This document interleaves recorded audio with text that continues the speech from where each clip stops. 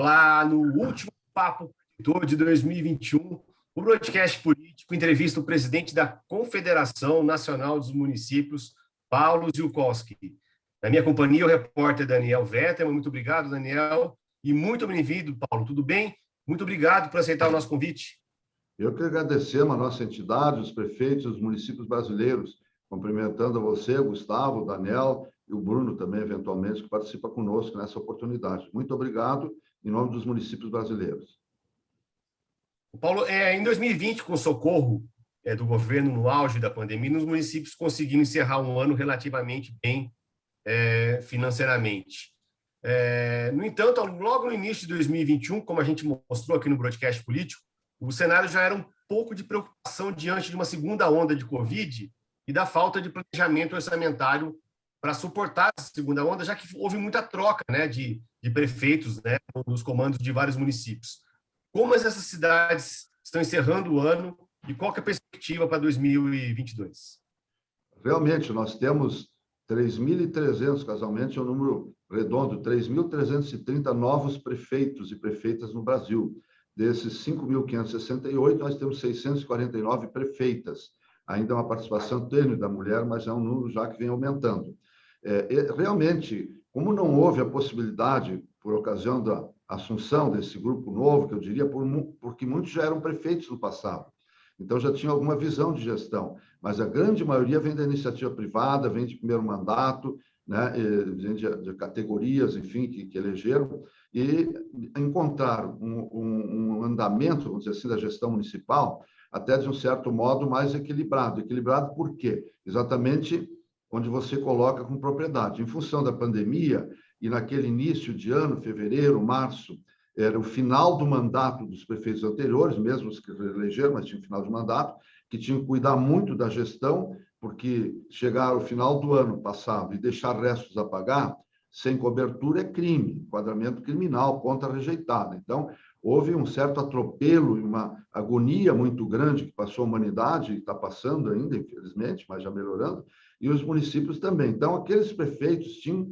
um viés de gestão, precisavam cumprir o mandato e sair, de preferência, com as contas em dia, para poder não ter conta rejeitada. Bom, para tanto, foram construídas algumas alternativas, além de algum suporte que a União disponibilizou, para poder fazer o enfrentamento da Covid, e houve uma mudança substancial. Por exemplo, as aulas foram suspensas, e isso tem um efeito muito grande, não só na qualificação, enfim, no aprimoramento dos nossos estudantes, são 44 milhões de crianças na área do ensino básico, só do ensino básico, e com isso não houve transporte escolar, não houve nada. Então, escola, além de afetar a parte pedagógica, principalmente também influiu muito na questão da gestão, porque houve uma retração de alguns recursos que estavam previstos, e que deveriam ser direcionados para outra área. Por exemplo, qualidade da escola, da parte física, ou internet, que não funciona. Isso eu estou dando apenas um exemplo, mas levando mais para a gestão, então os municípios procuraram cumprir.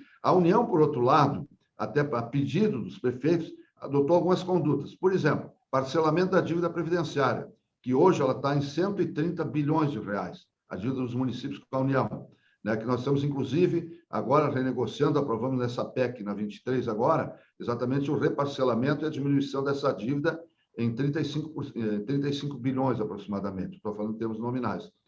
Por que isso que ocorreu também? Porque na oportunidade foi dado um prazo para os municípios, ou seja, não pagarem a mensalidade daquela dívida anterior, então isso acumulou. Isso acabou agora, sendo nesse ano, juntado para pagamento. Então, é um acumulado que veio de uma conduta que favoreceu no momento, mas que hoje tem que ser paga, não tem como não pagar. Então, isso está retendo muito mais dinheiro dos municípios. Por outro lado, na economia, houve condutas que a gente aplaudiu também, que tinha que ser, para proteger a iniciativa privada, as empresas, enfim, e houve um diferimento no pagamento de alguns tributos, principalmente aqueles que são divididos com os municípios, como imposto de renda, como IPI e outros. E agora acabou as empresas pagando, então por isso é que nesse ano agora, o Fundo de Participação dos Municípios, que o ano passado foi 110 bilhões, deverá fechar esse ano em 150 bilhões. É um aumento que nunca houve na história, em termos reais, inclusive. 35% de aumento real nesse, que é um dos tributos. Eu não vou falar no ICM, porque é por estado e outras formas de arrecadação. Então, houve um aporte. Então, hoje os municípios estão conseguindo fechar o ano com uma certa razoabilidade, né? Lógico, agora vem toda outra discussão, que poderia falar aqui o dia inteiro, que eu quero abreviar, a criação do novo Fundeb. O que ocasionou? Problemas sérios, porque aí foi introduzido um mecanismo de ter que gastar 70% do dinheiro que retornou no magistério. Agora nós estamos alterando, e por isso a pauta de hoje, né, aqui em Brasília, para flexibilizar isso. Por que está acontecendo? Não, dinheiro tem que ser pago para a educação. Não, querem pagar para o profissional, para o professor, que não trabalhou esse período. Eu não estou culpando o professor, eu estou querendo que esse recurso vai faltar daqui 1 ano ou 2, se ele tiver acumulado lá. E isso não passar. Agora, no momento em que tem um piso, que é o parte mais importante hoje aqui em Brasília, que está acusando exatamente em função do aumento da arrecadação e o número menor de alunos nas séries iniciais do ensino fundamental, isto vai explodir, vai dar um aumento de 32% no piso, 31,3%, que eu acho que ainda vai aumentar, e que vai impactar em 29 bilhões de reais nas prefeituras, na área da educação. Então, nós temos que votar isso aí hoje. Isso é uma bomba que ela já existe, não é uma bomba montada, né? Então, por aí afora vai, né? E a preocupação é o que vem por trás. A previsão é que agora, no próximo ano, o PIB caindo da forma que está previsto, por vocês mesmos, né? De 0,8 por aí, vai cair a arrecadação. Ela vai se estabilizar em termos de hoje. E vai explodir porque aquela lei complementar 173, que proibia esse ano você conceder aumentos para o funcionalismo público, vai explodir com essa inflação ano que vem enquanto, né? Como é que vai cumprir isso? Como é que fecha essa conta? O Fundeb, que é uma emenda constitucional, a 108, manda pagar 70%. E a lei 173 diz que não pode aumentar. Como é que fica o prefeito? Aí vem as corporações se organizando, com proteção de alguns setores populistas do próprio Congresso, que querem voto a todo pano, e começam a praticar essas tropelias. Isso vai inviabilizar a gestão. Me desculpe, eu vou parar, porque senão a gente vai continuando muito aqui. Presidente, o senhor citou um projeto aí, uma proposta, né, que é sobre a educação. O senhor citou tem a ver com a proposta que tramita no Congresso, que ela livra os municípios de punição que não aplicaram os gastos mínimos em educação nos 2 últimos anos, justamente em função da pandemia. Tem um certo consenso em torno dessa proposta, eu já ouvi até integrantes do Tribunal de Contas dos estados defendendo essa proposta, mas, ao mesmo tempo, tem críticas, né? Por que os municípios não aplicaram esse dinheiro em investimento nas escolas, acesso à internet, na preparação das escolas para o retorno das aulas presenciais e agora estão buscando essa flexibilização? Olha, Daniel, eu te diria da seguinte forma: nós fomos atropelados, como todos, até vocês, em nível pessoal, familiar, todo mundo foi atropelado pela pandemia. Nós estávamos no mês de março, quando a coisa começou a apertar, mas assim mesmo ainda o governo federal, naquela posição caolha, que eu diria assim, todo esse debate que houve, que eu não quero entrar nele, entendeu? Pegou os municípios já com as aulas em andamento. Eles tiveram que suspender repentinamente. Todo mundo acabou se retirando. Não podia nem sair na rua, né? E aí vinha a cobrança. O município vai adotar o lockdown? Vai fazer o quê? Vai aplicar vacina? Não vai? Então, ficou aquilo ali. Por outro lado, eu não estou justificando isso, eu estou apenas constatando, né? Essa questão de que não tem estrutura, me desculpe, também é um pouco um discurso, não é teu, sei de quem está colocando, que é para justificar outros gastos, mais em nível corporativo. O problema é corporativo. Então, podia gastar. Isso é exceção. Isso não é a regra no Brasil. Felizmente, a grande maioria, quase 90% ou mais, não tem esse problema de parte física da escola. Entende? Pode ter um problema de um banheiro, então vou lá, fotografo numa escola um banheiro e passa a ser uma notícia nacional que está tudo. Não é assim, né? O que eu estou alertando é que exatamente se propiciar que todos pudessem fazer, o dinheiro que teria que ir para atividade fim acaba indo para atividade meio e não houve. Por outro lado, tem que se ater também que o município não pode mudar de uma hora para outra. Eu estou dirigindo um carro a 100 por hora, eu não posso chegar e manobrar esse carro para vir a 10 por hora de ré.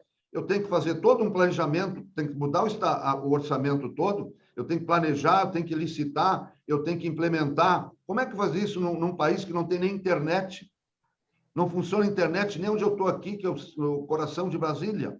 Às vezes não funciona. Eu não estou justificando, eu estou mostrando a realidade do outro lado, lá na ponta. Então, apareceu, inclusive, da iniciativa privada, alguém fazendo campanha, nós vamos arrumar um dinheiro para ajudar com o refrigerador que falta. Não sei. Isso não é a solução para a educação. Ajudaram muito bem, seja bem-vindo. É diferente de alguém que foi fazer uma comida, uma refeição, que aí precisa mesmo, é outra história. Então, não houve esse gasto, e eu diria até que seria uma imprudência, um desleixo da gestão pública se pegasse dinheiro e começasse a aplicar. Bom, o colégio, eu vou comprar mais veículos, que é que a maioria faz para atingir os 25% no Brasil.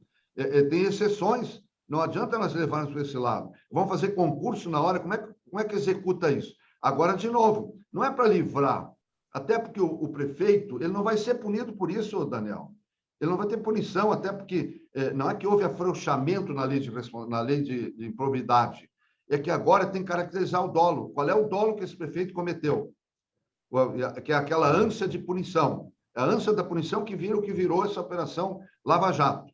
Né? Então, todo mundo sabemos onde é que se inicia, onde é que anda e onde é que termina. Eu acho que esse recurso que tem, ele tem que ser protegido com muito carinho, com muita fiscalização da população, para que de agora em diante possa, por exemplo, vota esse piso do magistério. Aí você, com razão, o município não está cumprindo a lei do piso. Por quê? Mas como é que ele vai aumentar? Imagine 25% da despesa do município de pessoal é com magistério. Olha quanto está o piso hoje. Aí vai alguém e fala, não, é uma vergonha um professor ganhar 3 mil reais por mês. Os professores estão ganhando 5, 10, 20 mil reais por mês, ninguém levanta o plano de carreira, que é aquele que agrega o valor, ninguém inicia com esse valor. Esse é apenas para a população ver. E aí só que não tem almoço de graça. Nós temos que buscar o recurso para tudo isso aí. Então, nós estamos mostrando a realidade, né? Agora, não é livrar, porque vamos livrar o prefeito. Por quê? Porque querem o dinheiro para o professor. Vamos fazer um abono agora? O município está gastando 58%, 70%, está sobrando 12%, está sobrando 5 milhões. Então, mandar o projeto, faz o abono, pega 100 mil reais e dá para cada professor, compra um automóvel, está feita a festa. É isso que querem. É isso que se quer. Não é... O senhor citou...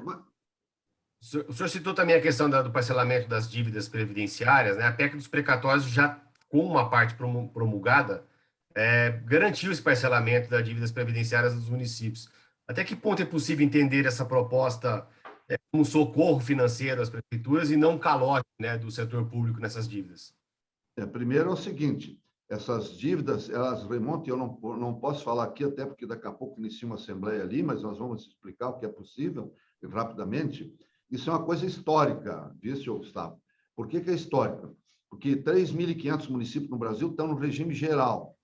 2.100 estão no regime próprio, com fundo próprio. Só que esses que têm fundo próprio são as grandes cidades, são 4 milhões dos 6 milhões de servidores, estão ali nesses municípios que têm o fundo próprio. Então, isso é um perfil de dívida. É uma dívida interna que, às vezes, a prefeitura não recolheu, não. Cada fundo é uma realidade, que não tem tempo para discutir agora, é um assunto muito interessante. O outro é a dívida com a União. Veja bem, eu acompanho isso desde 97, quando o Fernando Henrique fez a primeira medida provisória, reparcelando. A cada 4 anos que troca os prefeitos, vem uma medida provisória, que agora não é mais por medida, é por PEC, porque na reforma da Previdência 103, ficou proibido parcelar acima de 60 meses. Então, para ter 240, né, teve que se fazer uma emenda constitucional. Essa é uma coisa inconcebível num país que faz uma emenda constitucional para reparcelar uma dívida.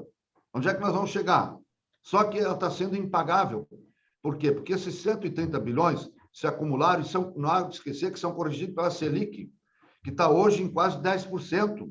Então, o município vai parcelar 240 meses, ele deve 20 milhões, vai pagar 100 mil por mês, um exemplo, da dívida. Só que os 20 milhões deles corrigidos pela Selic, eu faço um cálculo bem rápido, 100 mil por mês dá 1 milhão e 200 no ano. Ele tem 10% de Selic em 20 milhões do exemplo, ele deve 2 milhões, então ele pagou 1 milhão e 200 e ficou devendo 800 mil, porque não tem como pagar. E a União deve, aí que está o problema, a União deve muito mais para nós que nós devemos para ela. Só que a Constituição diz que ela pode reter do meu FPM para pagar a dívida dela. Agora, o que ela deve, ela não paga. Por isso que nós tivemos que entrar em juízo agora. E é uma ação que está tramitando muito grande, é uma ação de mais de 150 bilhões. Porque a União não respeita os municípios. A Federação Brasileira é um atropelo. Assim como esses pisos que estão votando, né, que isso para nós tem que ter um piso para todo mundo, tem para o jornalista, tem para mim, tem para todos. Mas tem que ser um piso que possa ser pago. Então, não adianta nós pensarmos só na punição, né? Nós temos que pensar na solução do problema da educação. e outros. Agora, presidente, o senhor citou aí essa ação que os municípios estão entrando na justiça, e a gente sabe que isso pode ficar anos na justiça e virar precatórios, como viraram dos estados agora com a questão do Fundef. O parcelamento, ou melhor, a limitação agora do pagamento de precatórios da União, que está sendo estabelecida pela PEC, ela não pode atrasar, alongar ainda mais essa discussão, o pagamento, esses repasses que são devidos aos municípios?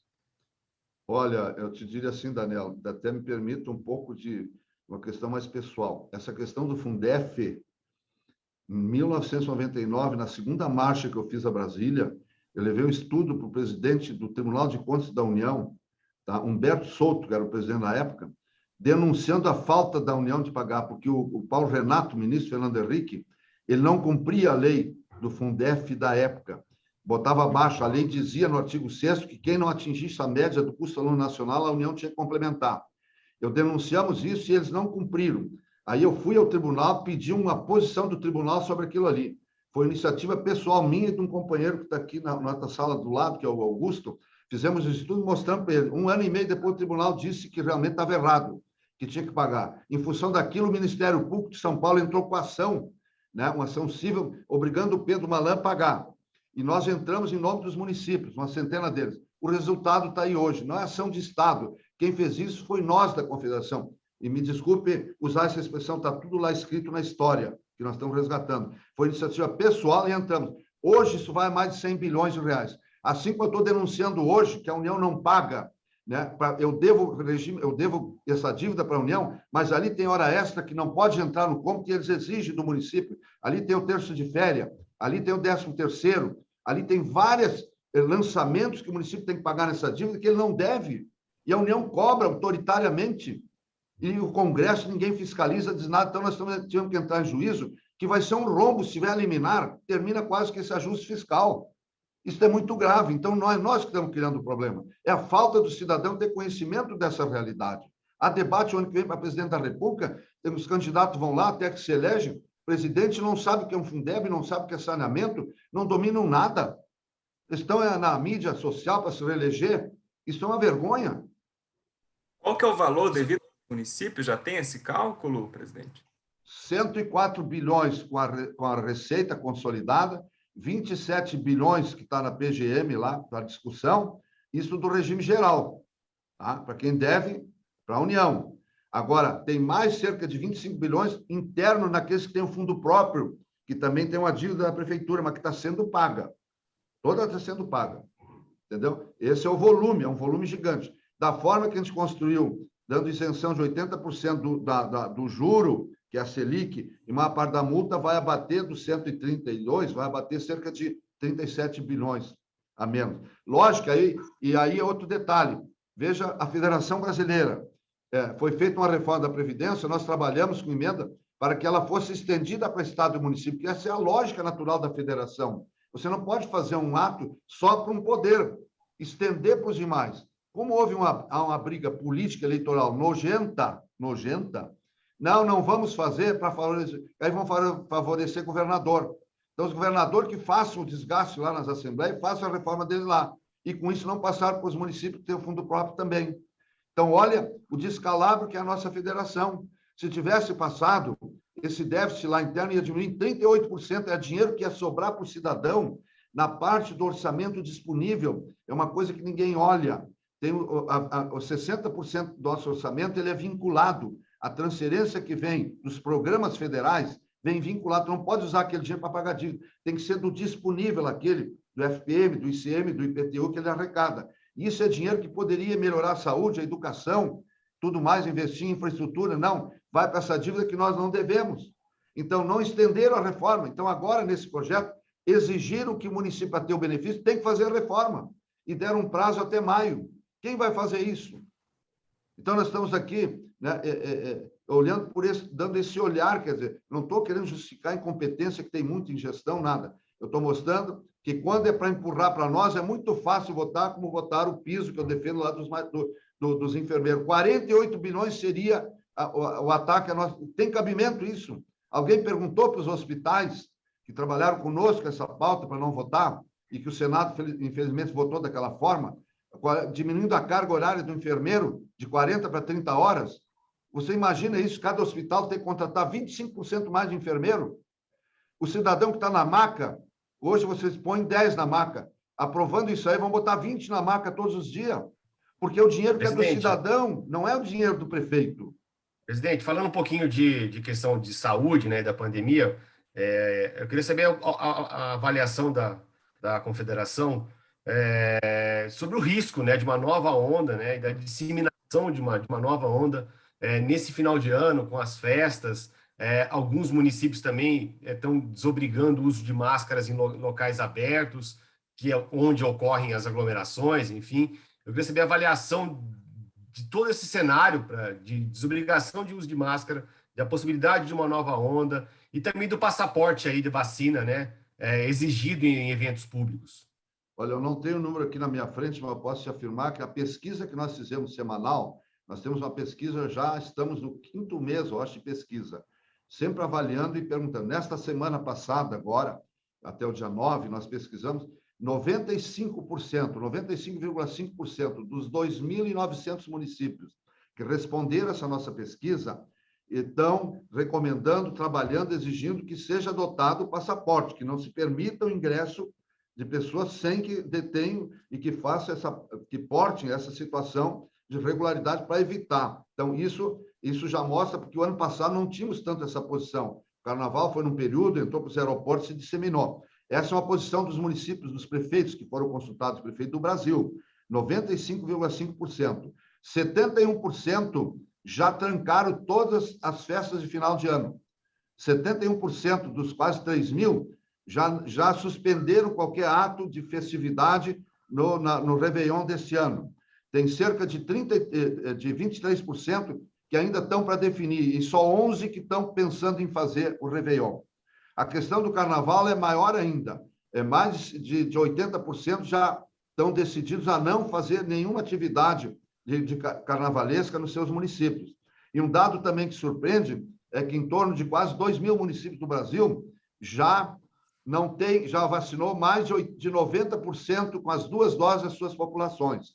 Lógico, são municípios médios e menores. Então, isso é uma realidade. Ainda continua faltando vacina, tá? E cerca de 11% falta para a 2ª ou a 3ª dose, né? Então, tem todo um estudo que a gente acompanha, quase que semanalmente, para informar, pelo menos, como é que está essa realidade. E, realmente, os prefeitos estão muito preocupados, porque isso acabou em função da omissão de coordenação do governo federal, que se omitiu e enveredou para o lado lá da religião ou ideológico, ou seja o que for, mas, felizmente, o nosso Brasil, a população, na sua grande maioria, quase 95%, aceita ser vacinada. Alguns não estão querendo agora em função dessa propaganda que tem aí e esse radicalismo que não conduz a nada. Mas a vacina é a salvação. 98% continua exigindo máscara, uso de máscara. Isso é da última pesquisa. Agora, presidente, o senhor citou nessa relação, essa postura do governo federal na pandemia. E a gente viu o presidente Jair Bolsonaro tendo uma relação muito conturbada com governadores, com prefeitos, com ataques aí, principalmente no auge da crise de Covid-19. Agora, com o ano eleitoral, o senhor acha que o presidente vai recuar, vai ter uma relação mais amigável, até porque ele depende desses prefeitos para fazer a sua campanha pela reeleição, ou a gente pode ter uma nova onda de ataques, digamos assim? Olha, Daniel, eu diria o seguinte, a nossa posição é muito clara aqui na nossa entidade, aliás, ela prospera porque nós jamais tomamos posição em relação ao governo. Nós estamos trabalhando a questão de Estado, a questão federativa, a questão de fundos. Sempre foi a nossa posição e vocês aí têm acompanhado e dado até acompanhamento efetivo sobre os nossos trabalhos aqui, que nós agradecemos. Agora, olhando mais assim, em nível, eu diria até pessoal, cada um tem a sua posição. Eu entendo que o governo, adotando uma conduta, como agora, comprando mais vacina, como estão comprando já, comprar 150 milhões aí da Pfizer, enfim, está sendo anunciado para o ano que vem, isso é muito bom, importante. Talvez, repito, a dor ensina a gemer. Eu acho que nem tanto o apoio do prefeito. Lógico que o prefeito também entra como um líder local, que ele influencia muito nisso, a sua equipe de trabalho toda, né? Mas é em relação à própria população que não está aceitando mais isso. Então, mas a gente sabe que cada um vai buscar ir para o segundo turno, um com uma prática, outro com outra, né? Um querendo sustentar 15% ou 20% para tentar para o segundo turno, depois é outro papo, né? Então, adota uma postura mais de defender, debater costumes ou cultura, alguma coisa, e não entra tanto nisso aí. Então, a gente não sabe direito. A grande verdade é que, em função da posição, e que eu respeito, afinal, foi eleito presidente pelos brasileiros, o presidente Bolsonaro, que a gente não concordou nunca, nós sempre pautamos pela defesa da orientação científica e técnica, né? Que é aquilo que sempre deu certo e continua mostrando cada vez mais que é o caminho. Agora, cada um adota essa conduta. Eu tenho a impressão que vão continuar nesse caminho, né? Tendo que ter vacina, sim, para não entrar muito no debate, mas também mantendo aquele grupo, um grupo para cá, outro para lá, para poder garantir um mínimo do patamar para poder chegar no segundo turno. Eu acho que esse vai ser o debate. Logicamente que aí eu não sei como é que vai se comportar, tem 10 candidatos aí à presidência, eu não sei como é que vai ser essa realidade. Legal.